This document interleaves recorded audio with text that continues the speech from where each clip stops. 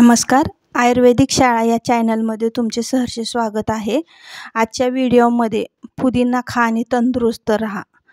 आपण पुदिन्याचे कोणकोणते फायदे आहेत ते आपण या व्हिडिओच्या माध्यमातून बघणार आहोत. तत्पूर्वी तुम्ही जर चॅनलवरती नवीन असाल तर चॅनलला सबस्क्राईब करा आणि बेल आयकॉनला प्रेस करा, म्हणजे अशीच नवनवीन माहिती तुम्हाला मिळत राहील. पुदिन्यामध्ये कॅलरीज, कर्बोदके, फायबर, साखर, प्रथिने, फॅट्स तसेच जीवनसत्वे असतात. जीवनसत्व ए, जीवनसत्व सी, जीवनसत्व बी कॉम्प्लेक्स, B2, B3, B6 आणि B9 सह अधिक खनिजे तसेच लोह, calcium, magnesium, potassium, phosphorus, zinc यासारखे पोषक घटक असतात. अँटीऑक्सिडंटने समृद्ध पुदिन्यात मेन्थॉल आणि फ्लेवोनॉइड्ससह अँटीऑक्सिडंट्स असतात. पेपरमिंटमधील मेन्थॉल सुगंध आणि संज्ञानात्मक प्रभाव वाढवतो. सतर्कता आणि एकाग्रता आपली सुधारवतो. पुदिन्याच्या अँटीमायक्रोबियल आणि अँटी इन्फ्लेमेटरी गुणधर्मामुळे ते त्वचेच्या आरोग्यासाठी फायदेशीर ठरते. ते मुरूम आणि त्वचेची जळजळ शांत करण्यासाठी मदत करू शकते. पोटाशी संबंधित सर्व प्रकारच्या समस्या दूर करण्यासाठी पुदिना हा सर्वोत्तम मानला जातो. आजकाल खाण्यापिण्यामुळे पोटात बऱ्याच समस्या उद्भवतात.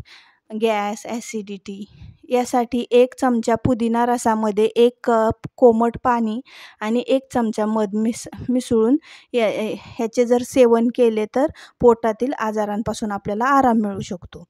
पुदिना पचनक्रिया सुधारवतो. अपचन आणि मळमळ बरे करण्यासाठी मदत करतो. मसालेदार अन्न खाल्ल्याने बऱ्याचदा अपचन आणि पोटदुखी होते. अशा अवस्थेत पुदिना उकळून त्यात मध घालून प्यायल्यास पोटाचा त्रास कमी होतो. पुदिन्यामध्ये दाहक विरोधी प्रभाव असतो, ज्यामुळे संधिवातासारख्या स्थितीच्या लक्षणापासून मुक्ती मिळण्यास मदत होते. हे पचन संस्थेतील जळजळ कमी करण्यास देखील मदत करते.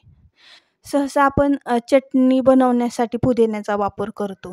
पुदिन्याची चटणी देखील शरीरासाठी खूप उपयुक्त आहे. पुदिन्यामध्ये जर डाळिंब, कच्चा टोमॅटो, लिंबू, आले, हिरवी मिरची, ओवा, काळे मीठ, मिरपूड हे घालून जर चटणी बनवली तर खूप तिचा स्वाद वाढतो.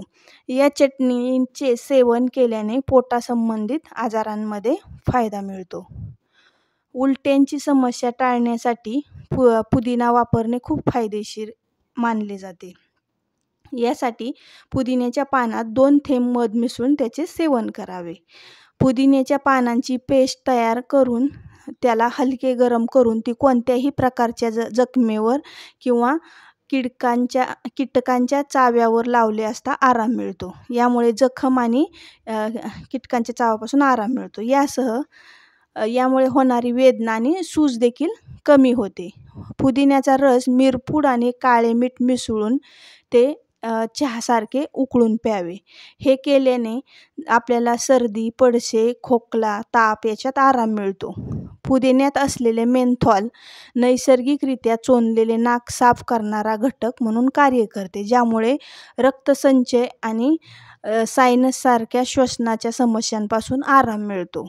ताज्या पुदिन्याच्या पानांची पेस्ट कपाळावर लावल्यास डोकेदुखीमध्ये आराम मिळतो. पुदिन्याची पाने सुकवून बनवलेल्या पावडरचा वापर आपण तोंडाची दुर्गंधी दूर करण्यासाठी आणि हिरड्या मजबूत बनवण्यासाठी करू शकतो. पुदिन्यामध्ये साखरेचे प्रमाण कमी आहे. ज्यांना त्यांच्या साखरेच्या सेवनावर नियंत्रण ठेवू इच्छितात त्यांच्यासाठी हे पुदिना हे अत्यंत उपयोगी आहे. शर्करायुक्त पेयासाठी हा एक ताजेतवाना पर्याय असू शकतो. गर्भधारणे दरम्यान पुदिन्याचे सेवन करणे हे असुरक्षित आहे. जास्त प्रमाणात गर्भाशयाला हानी पोहोचू शकते. जर तुम्हाला माहिती आवडली तर व्हिडिओला लाईक करा, शेअर करा आणि चॅनलवरती नवीन असाल तर सबस्क्राईब करा. धन्यवाद.